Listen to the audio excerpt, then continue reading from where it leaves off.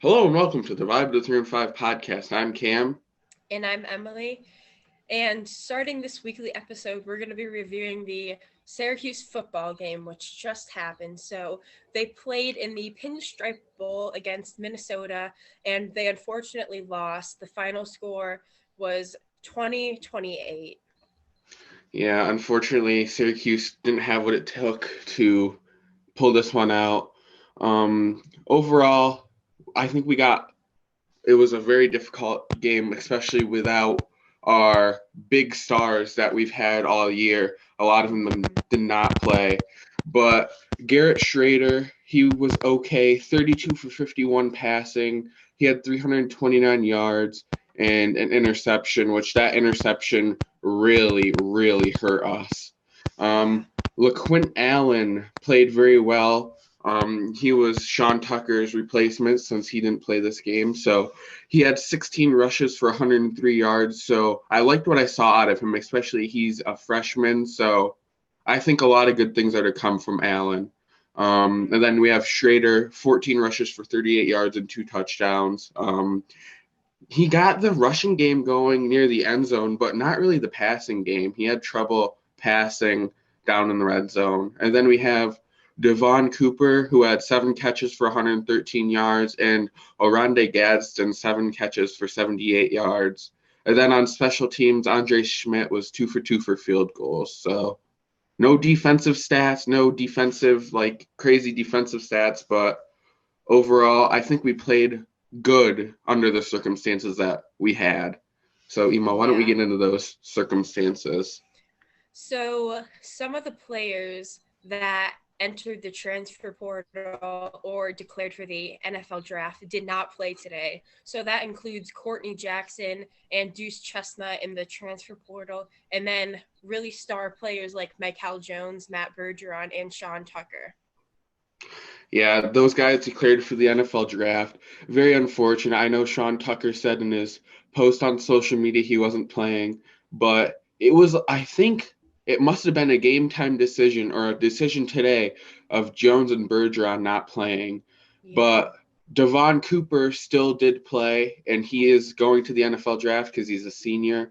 And another player that declared for the NFL draft that didn't play was Garrett Williams, but his situation is a little bit different because he's dealing with an injury. He tore his ACL, so he's been Mm-hmm. out for quite some time. So that's why he didn't play.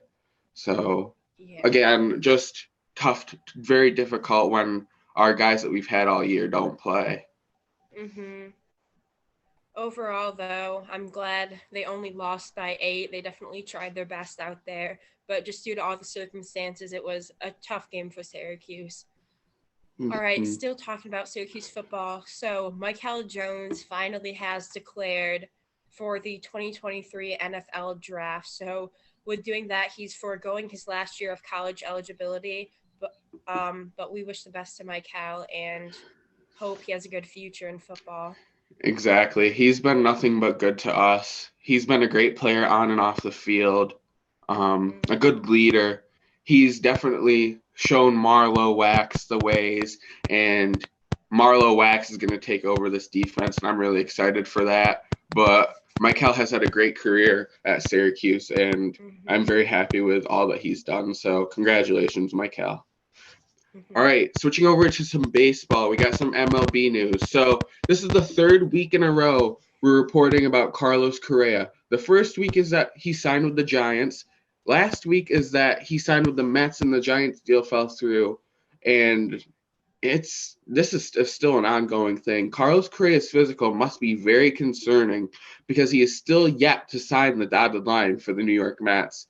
It's believed that a shorter term deal is being worked on between the two sides, but it's weird. I think there was something about I think his leg, he got surgery on it, and there's an issue with that teams aren't liking. I know the Mets deal was originally, I think, 12 years, so I think they might go for Yeah. a 3 or 4 year deal instead, just in case his leg is really that bad. But it's concerning for for Mets fans because like if they're signing him, even if it's a 3 or 4 year deal, and his leg is this bad, he might be injured for a while. So I'm not a Mets fan, but I personally do wish the best for Correa. I hate to see anybody go through this type of thing where it's it's it's not making them get signed, like it's hurting their Yeah. future as a player. So I hope he gets well and that the contract does get signed.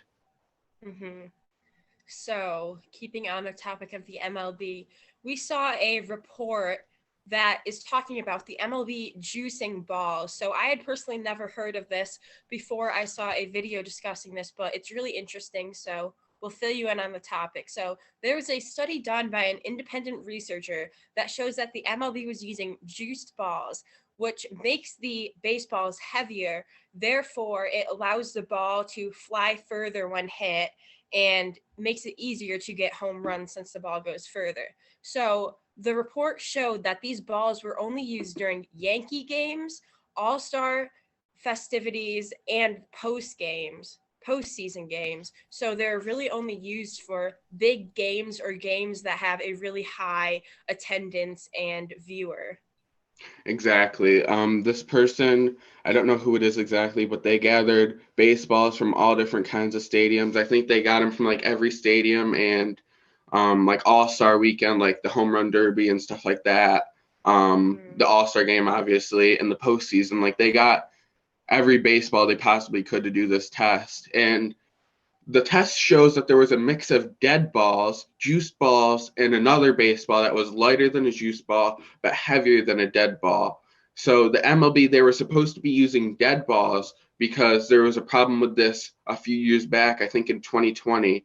And Rob Manfred was like, yes, we're using dead balls this year, so there's not as many home runs. And they investigated the situation, and like I just said, they said that they were going to fix it for the 2022 season, and they were asked to investigate again, the MLB and Rob Manfred, and they declined and said that all of the balls being used were the same. So they claimed that they were all dead balls, which is not true. I mean, the study proves it, and it is now in question whether certain MLB records are legitimate because of these juice balls, such as Aaron Judge's home run record for the American League. I mean, I understand it's not in his control of what baseball is being used, but if he's getting juice balls thrown at him, that's not fair to other teams or other players trying to get these records. So, overall, very interesting topic, and I'd like to see what comes out of this. I know that it's going to be an ongoing thing probably, but I'd like to see what is going to happen with this scandal of the juiced baseballs. Yeah, I mean, it's crazy because it's the MLB themselves rigging Exactly. the baseball. So it's not even like the teams. It's just really interesting. So, like that Cam said, we'll see what happens with that. But moving on to the NBA, we have some injuries. So we're going to list those. So Steph Curry is out with a shoulder injury, and he has been out since the 14th. He is, quote, making good progress on returning. So that's great to hear. He's supposed to be reevaluated in 2 weeks as of Christmas Eve. And then we have Anthony Davis. He has a stress fracture in his foot, which is so unfortunate. He is supposed to be reevaluated after 7 to 10 days of rest as of the 23rd, but the Lakers are aiming for him to return sometime in January. Hopefully, he can avoid having surgery done on that. Yeah, really big stars getting injured. It's really terrible to see. I mean, I hate when injuries happen. I'm not the biggest Steph Curry fan, but I obviously want him to get well soon and to be out there playing. So it just stinks. A couple others that we have is Devin Booker is out at least 4 weeks with a groin strain, which is really unfortunate. It's really hurting the Suns, it seems. And then Cade Cunningham is out for the season after having shin surgery, and he's expected to be ready for the 2023-2024 training camp and preseason. So get well soon, Cade. We hope you a speedy recovery and that you are healthy for next year. I like what I saw from you last year, and hopefully the Pistons get a high pick so you can have somebody to help you out over there. Yeah. So some other big news in the NBA is Luka's triple double. So in Tuesday's game against the Knicks, he scored 60 points. He had 21 rebounds and 10 assists. So that same game, the Mavericks were down 9 points with only 33 seconds left on the clock, but they ended up tying the game and eventually won it in overtime with a score 126 to 121. And Luka really planned it out good because when they had the 9 seconds left, like that, they or 33 seconds left. So they were down 9 points, but he had went to the free throw line. And so he had 2 free throws. He made the first one, then he intentionally bricked the second one. So he was able to get the rebound and he just shot a little 2-pointer and then tied the game. So really great play by Luka and just really great game for him. So congratulations to him on that great Yeah, success. great, crazy game. I mean, when I saw that stat Yeah. line, I was like, holy crap. Like, I'm pretty sure it's the first time a triple double has been scored with 60 points and 21 rebounds. I don't think literally anybody else has done that. And another crazy NBA game that we saw was Zion Williamson Wednesday against the Timberwolves. He had a great game. He had 43 points, 3 rebounds, and 5 assists. So that was his career high. So good job, Zion. Yeah, and the Pelicans ended up winning that game. The final score was 119 to 118. So it was a close one, but they still got the win. So that's what's important. Yep, and Zion had this good game, which led his team to the win. So Yeah. good job. All right, now transitioning to some football, some NFL action. We talked about college. Now it's time for the NFL. So we had a lot of crazy games this past week. So starting off with the Giants and Vikings. So the Vikings ended up winning 27-24, and Greg Joseph won the game on a 61-yard field goal with time expiring, which is the longest field goal in Vikings history. So congratulations, Greg Joseph, and crazy. I mean, me and Emo were watching it, and we were like, oh my gosh, he really made that. Like I thought it was going to go into overtime, but he drilled the 61-yarder. Yeah, he really clutched that game. Some stats from that: Justin Jefferson had 12 catches and 133 yards. So he had a really great catch there at the end that helped Yeah. them win the game. So good game for them. Now the Bucks Cardinals game, another really good game. The final score was 19-16. The Buccaneers won. So Ryan, I'm not sure how to say his last name. Suck up. Suck up ended up having a winning field goal in overtime from 40 yards. So that was great for him. Yeah, another field goal winning game, which is crazy. And then Tom Brady, 32 for 48 passing, 281 yards, a touchdown, and 2 interceptions. So the interceptions kept Arizona in the game, but the Buccaneers ended up winning, thankfully. Mm-hmm. Another game was the Cowboys versus Eagles. So the final score was 40-34, and the Cowboys won. Yep, Gardner Minshew played because Jalen Hurts was hurt. No pun intended there. But he did good for a backup and not playing at all this year. He had 24 for 40 passing, which is overall pretty good for a backup. 355 yards, 2 touchdowns, 2 interceptions. So overall, for your backup quarterback, he played great. I mean, the interceptions held him back, but like I said, for the backup, very good. And then Dak Prescott for the Cowboys, 27 for 35 passing, 347 yards, 3 touchdowns, and an interception. So really, it was a really competitive game. The Cowboys played great. The Eagles played great. Really a quarterback battle. I mean, both of them were out there passing the ball like crazy. So that was a good game. Yeah. So we have to talk about Derek Carr getting benched. So Devontae Adams said, and I quote, "He's the reason I came here." So with Carr stepping away from the team to avoid obvious distractions, it's a very interesting situation. Yeah, and this week Jared Stidham, I think is how you say it, is starting. So gonna be very interesting. I'm very interested in if Devontae Adams is going to get the targets that he's been getting with Carr. I mean, it seems like they've been very good together, so I wonder how Devontae Adams is going to play this week. I know it's a big week for NFL. It's the fantasy championship, so hopefully Devontae Adams plays good. I know Emal has him on her team, so hopefully Devontae Adams plays good in the championship for Emal, which is this week and next week is the fantasy championship. All right, so going from an offensive report, we're going to go over some defense. So J.J. Watt is announcing his retirement at the age of 33, and he will retire after the 2022 season. He said, and I quote, "I've known for a little while. It's the right time." So very interesting. I know he's been very good for a while, so I wish JJ the best. Yeah, and when he made this announcement, apparently the Cardinals head coach didn't even know he was planning on retiring, so he kind of found this out when everyone else did, which was interesting. But yeah, we wish JJ Watt the best for his future, like that he had a great career overall, so congratulations to him. I hope he's a reporter. I really think he'd be a good reporter after. So JJ, whatever you do, good luck, but I want to see you with that headset on. All right, cool. Going back to college football, we have to talk about the Heisman winner, and it was Caleb Williams of USC, the quarterback. So congratulations to him for winning the Heisman this year. All right, our special segments now. So first we're going to do my sports take of the week. And this week we're going with the NBA. So my sports take is that the Memphis Grizzlies will win their next 10 games. So as we're recording this, they play the Raptors tonight, which we're recording this the 29th.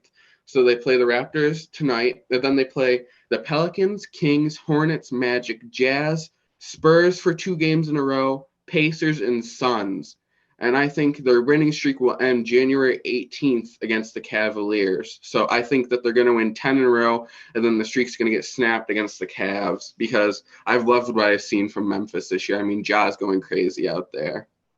All right, my chump of the week we talked about a little bit earlier, but we're going to dive more in deep with this person. But my chump of the week this week is Garrett Schrader. Very inconsistent game during the bowl. I mean, he had a good overall game. I mean, he threw that interception, which literally costed us the game. If he didn't throw that, we could have easily won because it would have been a 2-point game the whole time. But he threw that interception, and very unfortunate. And it seemed like he didn't even really want to be out there. I mean, I understand Courtney Jackson not being out there, Sean Tucker, but if you're going to be out there, put in the effort and try your absolute hardest. And another thing that was very frustrating was in the first half, LaQuint Allen was in the middle of the field wide open, and Schrader overthrew him or underthrew him, I don't know which, but he completely missed a wide open receiver, LaQuint Allen, and very frustrating because it literally would have been a touchdown, but instead it was an incomplete pass. Yeah, so Schrader's a chump of the week. Wasn't his best performance. So for my show and tell segment, I have this Dan Valeri sweatshirt. Hopefully you guys can see it all right because I'm wearing it, so it's a little tricky, but my sister gifted me this for Christmas. Was one of my favorite gifts. So he is my favorite player on Syracuse, and he's just such a nice guy, and just the interactions we've had with him have been really great. He, has played different positions for Syracuse. He came as a quarterback, but there's been talk about him switching to possibly tight end. I'm hoping that next year he gets a bit more playing time and hopefully can help the team out because he definitely has the talent and everything. So that's my show and tell item of the week. Yeah, we saw him at tight end in the bowl game and a little bit of fullback earlier in the year, but I agree, Dan Valeri, great player. I hope he gets more of a shot next year. So, Emal, great item, 2 thumbs up. Thank you. All right, so this is going to do it for this episode, this weekly episode. I hope you guys enjoyed. One thing is that the Syracuse basketball game reviews, the Boston College and Louisville game reviews will be combined, and that'll go up next week after the Louisville game. So be on the lookout for that. It's going to be one podcast and not two separate ones. Other than that, I think that's pretty much it. Emal, do you have anything to add? Not really, but thank you guys for watching as always, and hopefully Syracuse basketball they should be able to win the next 2 games, so fingers crossed on Hopefully. that. Yeah. Yeah, other than that, leave a like, comment, subscribe, follow us on social media. They'll be in the description below. If you want to see something specific or somebody on the podcast, let us know, shoot us an email, whatever. But yeah, be on the lookout for those Syracuse game reviews, and we're out.